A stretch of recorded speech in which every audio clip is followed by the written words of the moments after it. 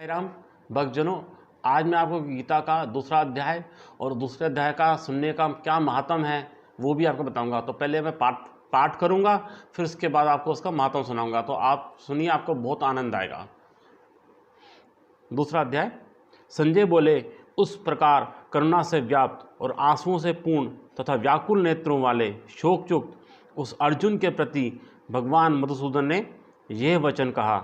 श्री भगवान बोले, हे अर्जुन, तुझे इस असमय में यह मोह किस हेतु से प्राप्त हुआ? क्योंकि ना तो यह श्रेष्ठ पुरुषों द्वारा आचारित है, ना स्वर्ग को देने वाला है और ना ही कीर्ति को करने वाला ही है। इसलिए हे अर्जुन, नपुंसकता को मत प्राप्त हो, तुझ में यह उचित नहीं जान पड़ती। हे परंतप, हृदय की तुच्छ दुर्बलता को त्याग कर युद्ध के लिए अब खड़ा हो जा। अर्जुन बोले, हे मधुसूदन, मैं रणभूमि में किस प्रकार बाणों से भीष्म पितामह और द्रोणाचार्य के विरुद्ध लड़ूंगा? क्योंकि है अरिसूदन, वह दोनों ही पूजनीय हैं। इसलिए इन महानुभाव गुरुजनों को ना मारकर मैं इस लोक में भिक्षा का अन्न भी खाना कल्याणकारक समझता हूँ। क्योंकि गुरुजनों को मारकर भी इस लोक में रुधिर से सने हुए अर्थ और काम रूप भोगों को ही तो भोगूंगा। हम यह भी नहीं जानते कि हमारे लिए युद्ध करना और ना करना, इन दोनों में से कौन सा श्रेष्ठ है। अथवा यह भी नहीं जानते कि उन्हें हम जीतेंगे या हमको वह जीतेंगे।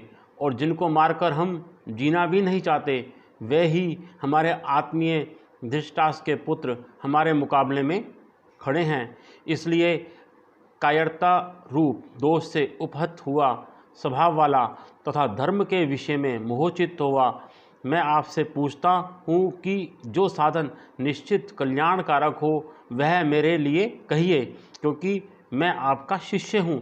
इसलिए आपके शरण हुए मुझको शिक्षा दीजिए। क्योंकि भूमि में निष्कंटक धन धान्य संपन्न राज्य को और देवताओं के स्वामीपने को प्राप्त होकर भी मैं उस उपाय को नहीं देखता हूँ जो मेरी इंद्रियों के सुखाने वाले शोक को दूर कर सके। संजय बोले, हे राजन, निद्रा को जीतने वाले अर्जुन अंतर्यामी श्री कृष्ण महाराज के प्रति इस प्रकार कहकर फिर श्री गोविंद भगवान से युद्ध नहीं करूँगा यह स्पष्ट कहकर चुप हो गए। हे भरतवंशी धृतराष्ट्र, अंतर्यामी श्री कृष्ण महाराज दोनों सेनाओं के बीच में शोक करते हुए उस अर्जुन को हंसते हुए से ये वचन बोले। श्री भगवान बोले, हे अर्जुन, तू ना शोक करने योग्य मनुष्यों के लिए शोक करता है और पंडितों के से वचनों को कहता है, परंतु जिनके प्राण चले गए हैं उनके लिए और जिनके प्राण नहीं गए हैं उनके लिए भी पंडित जन शोक नहीं करते हैं। ना तो ऐसा ही है कि मैं किसी काल में नहीं था, तू नहीं था, अथवा ये राजा लोग नहीं थे, और ना ऐसा ही है कि इससे आगे हम सब नहीं रहेंगे। जैसे जीवात्मा की इस देह में बालकपन, जवानी और वृद्धावस्था होती है, वैसे ही अन्य शरीर की प्राप्ति होती है। उस विषय में धीर पुरुष मोहित नहीं होता है। हे कुंती पुत्र, सर्दी गर्मी और सुख दुख को देने वाले इंद्रिय और विषय के संयोग तो उत्पत्ति विनाशशील और अनित्य हैं। इसलिए हे भारत, उनको तू सहन कर। क्योंकि हे पुरुष श्रेष्ठ, दुख सुख को समान समझने वाले जिस धीर पुरुष को यह इंद्रिय और विषयों के संयोग व्याकुल नहीं करते हैं वही मोक्ष के योग्य होता है। असत वस्तु की तो सत्ता नहीं है और सत का अभाव नहीं है। इस प्रकार इन दोनों का ही तत्वज्ञानी पुरुषों द्वारा देखा गया है। नाश रहित तो तू उसको जान जिससे ये संपूर्ण जगत दृश्य वर्ग व्याप्त है। इस अविनाशी का विनाश करने में कोई भी समर्थ नहीं है। इस नाश रहित अप्रमेय नित्य स्वरूप जीवात्मा के ये सब शरीर नाशवान कहे गए हैं। इसलिए है भरतवंशी अर्जुन, तू युद्ध कर। जो इस आत्मा को मारने वाला समझता है तथा जो इसे मरा मानता है वह दोनों ही नहीं जानते। क्योंकि यह आत्मा वास्तव में ना तो किसी को मारता है और ना ही किसी के द्वारा मारा जाता है। यह आत्मा किसी काल में भी ना तो जन्मता है और ना मरता ही है तथा ना यह उत्पन्न होकर फिर होने वाला ही है। क्योंकि यह अजन्मा, नित्य, सनातन और पुरातन है। शरीर के मारे जाने पर भी यह नहीं मारा जाता। हे प्रथापुत्र अर्जुन, जो पुरुष इस आत्मा को नाश रहित, नित्य, अजन्मा और अव्यय जानता है वह पुरुष कैसे किसको मरवाता है और कैसे किसको मारता है। जैसे मनुष्य पुराने वस्त्रों को त्याग कर दूसरे नए वस्त्रों को ग्रहण करता है, वैसे ही जीवात्मा पुराने शरीरों को त्याग कर दूसरे नए शरीरों को प्राप्त होता है। इस आत्मा को शस्त्र नहीं काट सकते, इसको आग नहीं जला सकती, इसको जल नहीं गला सकता और वायु नहीं सुखा सकता, क्योंकि यह आत्मा अच्छेद है और यह आत्मा अध्याय अक्लेद और निस्संदेह ऐशोष्य है तथा यह आत्मा नित्य सर्वव्यापी अचल स्थिर रहने वाला और सनातन है। यह आत्मा अव्यक्त है, यह आत्मा अचिंतनीय है और यह आत्मा विकार रहित कहा जाता है। इससे है अर्जुन, इस आत्मा को उपर्युक्त प्रकार से जानकर तू शोक करने को योग्य नहीं है, अर्थात तुझे शोक करना उचित नहीं है। किंतु यदि तू इस आत्मा को सदा जन्मने वाला तथा सदा मरने वाला मानता हो तो भी है महाभाव, तू इस प्रकार शोक करने को योग्य नहीं है, क्योंकि इस मान्यता के अनुसार तो जन्म हुए की मृत्यु निश्चित है और मरे हुए का जन्म निश्चित है। इससे भी इस बिना उपाय वाले विषय में तो शोक करने को योग्य नहीं है। हे अर्जुन, संपूर्ण प्राणी जन्म से पहले अप्रकट थे और मरने के बाद भी अप्रकट हो जाने वाले हैं, केवल बीच में ही प्रकट हैं। फिर ऐसी स्थिति में क्या शोक करना है। कोई एक महापुरुष ही इस आत्मा को आश्चर्य की भांति देखता है और वैसे ही दूसरा कोई महापुरुष ही इसके तत्व का आश्चर्य की भांति ही वर्णन करता है तथा दूसरा कोई अधिकारी पुरुष ही इसे आश्चर्य की भांति सुनता है और कोई कोई तो सुनकर भी इसको नहीं जानता है। हे अर्जुन, यह आत्मा सबके शरीरों में सदा ही अवध्य है, इस कारण संपूर्ण प्राणियों के लिए तू शोक करने के योग्य नहीं है तथा अपने धर्म को देखकर भी तू भय करने योग्य नहीं है, अर्थात तुझे भय नहीं करना चाहिए, क्योंकि क्षत्रियों के लिए धर्मयुक्त युद्ध से बढ़कर दूसरा कोई कल्याणकारी कर्तव्य नहीं है। हे पार्थ, अपने आप प्राप्त हुए और खुले हुए स्वर्ग के द्वार रूप इस प्रकार के युद्ध को भाग्यवान क्षत्रिय लोग ही पाते हैं, किंतु यदि तू इस धर्मयुक्त युद्ध को नहीं करेगा तो स्वधर्म और कीर्ति को खोकर पाप को प्राप्त होगा तथा सब लोग तेरी बहुत काल तक रहने वाली अपकीर्ति का भी कथन करेंगे और माननीय पुरुष के लिए अपकीर्ति मरण से भी बढ़कर है। और जिनकी दृष्टि में तू बहुत सम्मानित होकर अब लघुता को प्राप्त होगा, वह महारथी लोग तुझे भय के कारण युद्ध से हटा हुआ मानेंगे। तेरे वैरी लोग तेरे सामर्थ्य की निंदा करते हुए तुझे बहुत से ना कहने योग्य वचन भी कहेंगे। उससे अधिक दुख और क्या होगा। या तो तू युद्ध में मारा जाकर स्वर्ग को प्राप्त होगा अथवा संग्राम में जीतकर पृथ्वी का राज्य भोगेगा। इस कारण है अर्जुन, तो युद्ध के लिए निश्चय करके खड़ा हो जा। जय पराजय, लाभ हानि और सुख दुख को समान समझकर उसके बाद युद्ध के लिए तैयार हो जा। इस प्रकार युद्ध करने से तू पाप को नहीं प्राप्त होगा। हे पार्थ, यह बुद्धि तेरे लिए ज्ञान योग के विषय में कही गई और अब तू इसको कर्म योग के विषय में सुन। जिस बुद्धि से युक्त हुआ तू कर्मों के बंधन को भली भांति त्याग देगा, अर्थात सर्वथा नष्ट कर डालेगा। इस कर्म योग में आरंभ का अर्थात बीज का नाश नहीं है और उल्टा फल रूप दोष भी नहीं है, बल्कि इस कर्म योग रूप धर्म का थोड़ा सा भी साधन जन्म मृत्यु रूप महान भय से रक्षा कर लेता है। हे अर्जुन, इस कर्म योग में निश्चयात्मकता बुद्धि एक ही होती है, किंतु अस्थिर विचारहीन वाले विवेकहीन सकाम मनुष्यों की बुद्धियाँ निश्चय ही बहुत भेदों वाली और अनंत होती है। हे अर्जुन, जो भोगों में तन्मय हो रहे हैं, जो कर्मफल के प्रशंसक वेद वाक्यों में ही प्रीति रखते हैं, जिनकी बुद्धि में स्वर्ग ही परम प्राप्य वस्तु है और जो स्वर्ग से बढ़कर दूसरी कोई वस्तु ही नहीं है, ऐसा कहने वाले हैं, वे अविवेकी जन इस प्रकार की जिस पुष्पित अर्थात दिखाऊ शोभायुक्त वाणी को कहा करते हैं, जो कि जन्म रूप कर्मफल देने वाली एवं भोग तथा ऐश्वर्य की प्राप्ति के लिए नाना प्रकार की बहुत सी क्रियाओं का वर्णन करने वाली है, उस वाणी द्वारा जिनका चित्त हर लिया गया है, जो भोग और ऐश्वर्य में अत्यंत आसक्त हैं, उन पुरुषों की परमात्मा में निश्चयात्मकता बुद्धि नहीं होती है।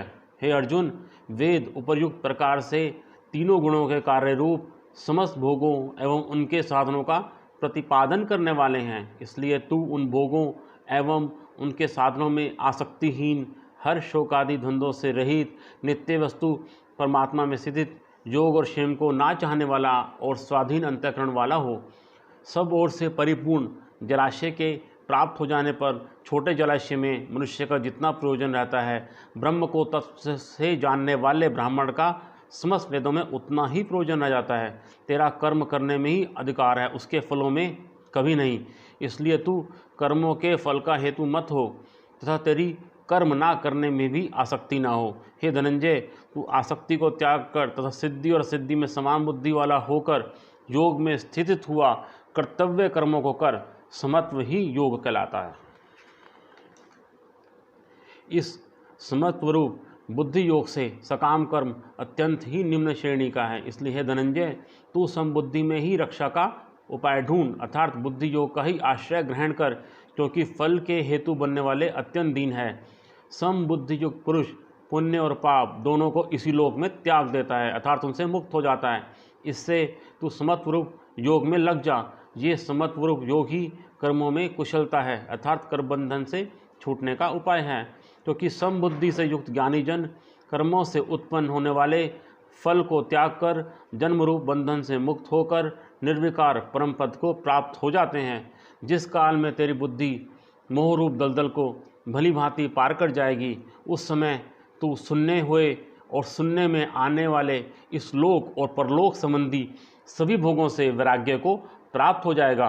भांति भांति के वचनों के सुनने से विचलित हुई तेरी बुद्धि जब परमात्मा में अचल और स्थिर ठहर जाएगी, तब तू योग को प्राप्त हो जाएगा, अर्थात तेरा परमात्मा से नित्य संयोग हो जाएगा। अर्जुन बोले, हे केशव, समाधि में स्थित परमात्मा को प्राप्त हुए इस स्थिर बुद्धि पुरुष का क्या लक्षण है? वह स्थिर बुद्धि पुरुष कैसे बोलता है, कैसे बैठता है और कैसे चलता है? श्री भगवान बोले, हे अर्जुन, जिस काल में यह पुरुष मन में स्थित संपूर्ण कामनाओं को भली भांति त्याग देता है और आत्मा से आत्मा में ही संतुष्ट रहता है, उसी काल में वह स्थित प्रज्ञ कहा जाता है।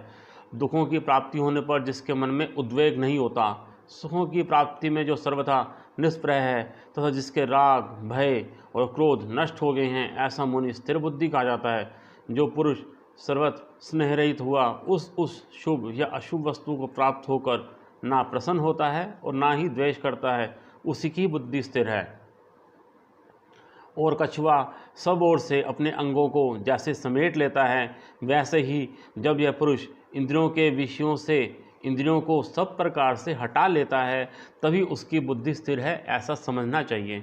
इंद्रियों के द्वारा विषयों को ग्रहण ना करने वाले पुरुषों के भी केवल विषय तो निवृत्त हो जाते हैं, परंतु उनमें रहने वाली आसक्ति निवृत्त नहीं होती। इस स्थित प्रज्ञ पुरुष की तो आसक्ति भी परमात्मा का साक्षात्कार करके निवृत्त हो जाती है।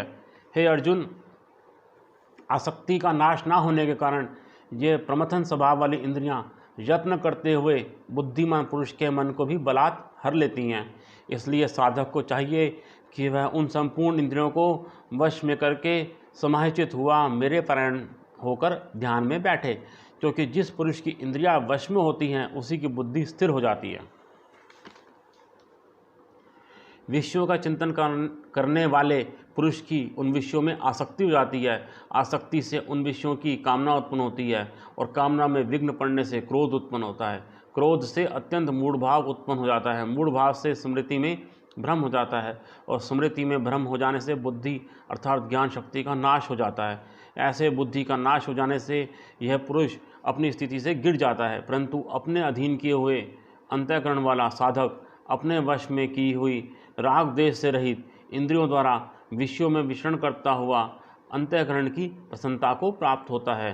अंतःकरण की प्रसन्नता होने पर इसके संपूर्ण दुखों का अभाव हो जाता है और उस प्रसन्नचित्त वाले कर्मयोगी की बुद्धि शीघ्र ही सब ओर से हटकर एक परमात्मा में ही भलीभांति स्थिर हो जाती है। ना जीते हुए मन और इंद्रियों वाले पुरुष में निश्चात्मिकता बुद्धि नहीं होती और उस अयुक्त मनुष्य के अंतःकरण में भावना भी नहीं होती तथा भावनाहीन मनुष्य को शांति नहीं मिलती और शांति रहित मनुष्य को सुख कैसे मिल सकता है? क्योंकि जैसे जल में चलने वाली वायु नाव को वायु हर लेती है, वैसे ही विश्व में विचरती हुई इंद्रियों में से मन जिस इंद्रिय के साथ रहता है वह एक ही इंद्रिय इस अयुक्त पुरुष की बुद्धि को हर लेती है। इसलिए हे महाभाव, जिस पुरुष की इंद्रियों के विषयों से सब प्रकार निग्रह की गई है उसी की बुद्धि स्थिर है। संपूर्ण प्राणियों के लिए जो रात्रि के समान है, उस नित्य ज्ञान स्वरूप परमानंद की प्राप्ति में सिद्ध प्रज्ञ योगी जागता है, और जिस नाशवान संसारिक सुख की प्राप्ति में सब प्राणी जागते हैं, परमात्मा के तत्वों को जानने वाले मुनि के लिए वह रात्रि के समान है। जैसे नाना नदियों के जल सब ओर से परिपूर्ण अचल प्रतिष्ठा वाले समुद्र में उसको विचलित ना करते हुए ही समा जाते हैं, वैसे ही सब भोग जिस स्थितित प्रज्ञ पुरुष में किसी प्रकार का विकार उत्पन्न किए बिना ही समझ जाते हैं, वही पुरुष परम शांति को प्राप्त होता है, भोगों को चाहने वाला नहीं। जो पुरुष संपूर्ण कामनाओं को त्याग कर ममता रहित, अहंकार रहित और स्पृह रहित हुआ विचरता है, वही शांति को प्राप्त होता है, अर्थात वही शांति को प्राप्त है। हे अर्जुन, यह ब्रह्म को प्राप्त हुए पुरुष की स्थिति है। इसको प्राप्त होकर योगी कभी मोहित नहीं होता है और अंतकाल में भी इस ब्राह्मी स्थिति में स्थित होकर ब्रह्मानंद को प्राप्त हो जाता है। तो ये था गीता का दूसरा अध्याय। अब मैं आपको गीता के दूसरे अध्याय का महात्म सुनाता हूँ। आप इसे ध्यान से सुनिए कि इसका क्या बेनिफिट है, क्या महात्म्य है दूसरे अध्याय का, आपको बहुत आनंद आएगा। श्री भगवान कहते हैं, लक्ष्मी, प्रथम अध्याय के महात्म्य का उत्तम उपाख्यान मैंने तुम्हें सुना दिया। अब अन्य अध्यायों के महात्म्य श्रवण करो। दक्षिण दिशा में वेदवेता ब्राह्मणों के पुरंदरपुर नामक नगर में श्रीमान देव शर्मा नामक एक विद्वान ब्राह्मण रहते थे। वे अतिथियों के पूजक, स्वाध्यायशील, वेद शास्त्रों के विशेषज्ञ, यज्ञों का अनुष्ठान करने वाले और तपस्वियों के सदा ही प्रिय थे। उन्होंने उत्तम द्रव्यों के द्वारा अग्नि में हवन करके दीर्घ काल तक देवताओं को तृप्त किया, किंतु उन धर्मात्मा ब्राह्मण को कभी सदा रहने वाली शांति ना मिली। वह परम कल्याण में तत्व का ज्ञान प्राप्त करने की इच्छा से प्रतिदिन प्रचुर सामग्रियों के द्वारा सत्य संकल्प वाले तपस्वियों की सेवा करने लगे। इस प्रकार शुभ आचरण करते हुए उन्हें बहुत सा समय बीत गया। तदंतर एक दिन पृथ्वी पर उनके समक्ष एक त्यागी महात्मा प्रकट हुए। वह पूर्ण अनुभवी, आकांक्षा रहित, नासिका के अग्रभाग पर दृष्टि रखने वाले तथा शांत चित्त थे। निरंतर परमात्मा के चिंतन में संलग्न हो वे सदा आनंद विभोर रहते थे। देव शर्मा ने उन नित्य संतुष्ट तपस्वी को शुद्ध भाव से प्रणाम किया और पूछा, महात्मन, मुझे शांति में स्थिति कैसे प्राप्त होगी? तब उन आत्मज्ञानी संत ने देव शर्मा को सोपुर ग्राम के निवासी मित्रवान का, जो बकरियों का चरवाहा था, परिचय दिया और कहा, वही तुम्हें उपदेश देगा। यह सुनकर देव शर्मा ने महात्मा के चरणों की वंदना की और समृद्धिशाली सोपुर ग्राम में पहुंचकर उसके उत्तर भाग में एक विशाल वन देखा। उसी वन में नदी के किनारे एक शिला पर मित्रवान बैठा था। उसके नेत्र आनंदातिरेक से निश्चल हो रहे थे। वह अपलक दृष्टि से देख रहा था। वह स्थान आपस का स्वाभाविक वैर छोड़कर एकत्रित हुए परस्पर विरोधी जंतुओं से घिरा हुआ था। वहाँ उद्यान में मंद मंद वायु चल रही थी। मृगों के झुंड शांत भाव से बैठे हुए थे और मित्रवान दया से भरी हुई आनंदमयी मनोहरिणी दृष्टि से पृथ्वी पर मानो अमृत ही छिड़क रहा था। इस रूप में उसे देखकर देव शर्मा का मन प्रसन्न हो गया। वह उत्सुक होकर बड़ी विनय के साथ मित्रवान के पास गए। मित्रवान ने भी अपने मस्तक को कंचित नवाकर देव शर्मा का सत्कार किया। तदंतर विद्वान देव शर्मा अनन्य चित्त से मित्रवान के समीप गए और जब उसके ध्यान का समय समाप्त हो गया, उस समय उन्होंने अपने मन की बात पूछी। महाभाग, मैं आत्मा का ज्ञान प्राप्त करना चाहता हूँ। मेरे इस मनोरथ की पूर्ति के लिए मुझे किसी ऐसे उपाय का उपदेश कीजिए जिसके द्वारा सिद्धि प्राप्त हो चुकी हो। देव शर्मा की बात सुनकर मित्रवान ने एक क्षण तक कुछ विचार किया। उसके बाद इस प्रकार कहा, विद्वान, एक समय की बात है, मैं वन के भीतर बकरियों की रक्षा कर रहा था। इतने में ही एक भयंकर व्याघ्र की मुझ पर दृष्टि पड़ी, जो मानो सबको ग्रस लेना चाहता था। मैं मृत्यु से डरता था, इसलिए व्याघ्र को आते देख बकरियों के झुंड को आगे करके वहाँ से भाग चला। किंतु एक बकरी तुरंत ही सारा भय छोड़कर नदी के किनारे उस बाग के पास बेरोक टोक चली गई। फिर तो व्याघ्र भी देश छोड़कर चुपचाप खड़ा हो गया। उसे इस अवस्था में देखकर बकरी बोली, व्याघ्र, तुम्हें तो अभिष्ट भोजन प्राप्त हुआ है, मेरे शरीर से मांस निकालकर प्रेम पूर्वक खाओ ना। तुम इतनी देर से खड़े क्यों हो? तुम्हारे मन में मुझे खाने का विचार क्यों नहीं हो रहा है? व्याघ्र बोला, बकरी, इस स्थान पर आते ही मेरे मन से द्वेष का भाव निकल गया, भूख प्यास भी मिट गई, इसलिए पास आने पर भी मैं अब तुझे खाना नहीं चाहता। व्याघ्र के यो कहने पर बकरी बोली, ना जाने मैं कैसे निर्भय हो गई हूँ, इसमें क्या कारण हो सकता है? यदि तुम जानते हो तो बतलाओ। यह सुनकर व्याघ्र ने कहा, मैं भी नहीं जानता, चलो सामने खड़े हुए इन महापुरुष से पूछें। ऐसा कहकर दोनों वहाँ से चल दिए। मैं दोनों के स्वभाव में यह विचित्र परिवर्तन देखकर मैं बहुत विस्मय में पड़ा था। इतने में ही उन्होंने मुझसे ही आकर प्रश्न किया। वहाँ वृक्ष की शाखा पर एक वानर राज था। उन दोनों के साथ मैंने भी वानर राज से पूछा। विप्रवर, मेरे पूछने पर वानर राज ने आदरपूर्वक कहा, अजापाल सुनो, इस विषय में मैं तुम्हें प्राचीन वृतांत सुनाता हूँ।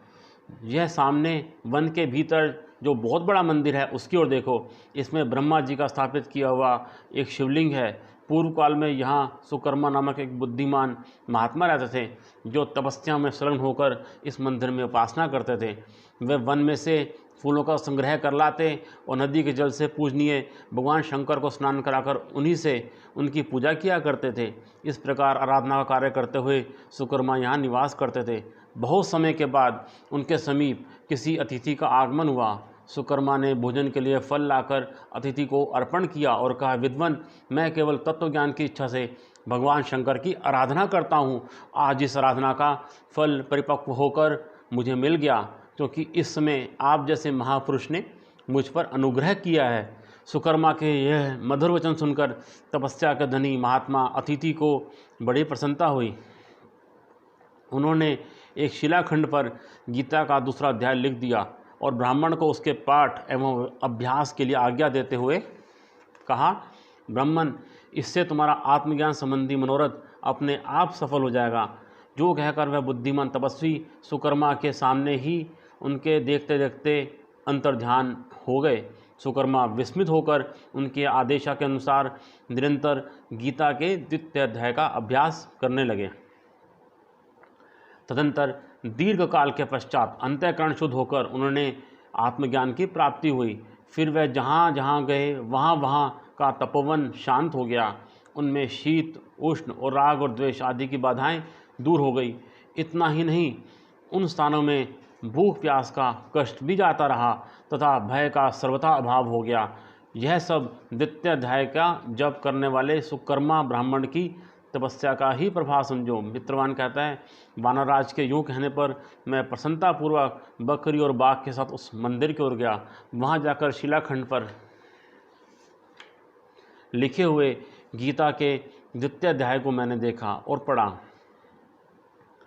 उसी की आवृत्ति करने से मैंने तपस्या का पार पा लिया है। अतः भद्रपुत्र, तुम भी सदा द्वितीय अध्याय की ही आवृत्ति किया करो। ऐसा करने पर मुक्ति तुमसे दूर नहीं रहेगी। श्री भगवान कहते हैं, प्रिय मित्रवान के ऐसा इस प्रकार आदेश देने पर देव शर्मा ने उसका पूजन किया और उसे प्रणाम करके पुरंदरपुर की राह ली।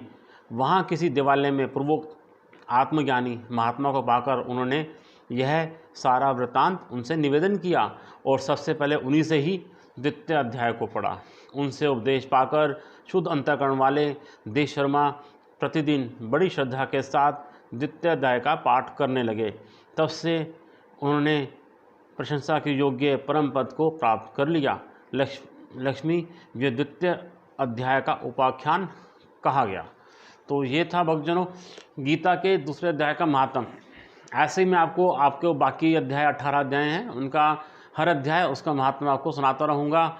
आशा आपको उसमें आनंद भी मिलेगा।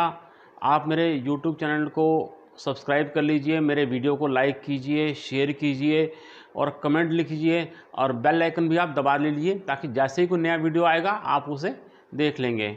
धन्यवाद।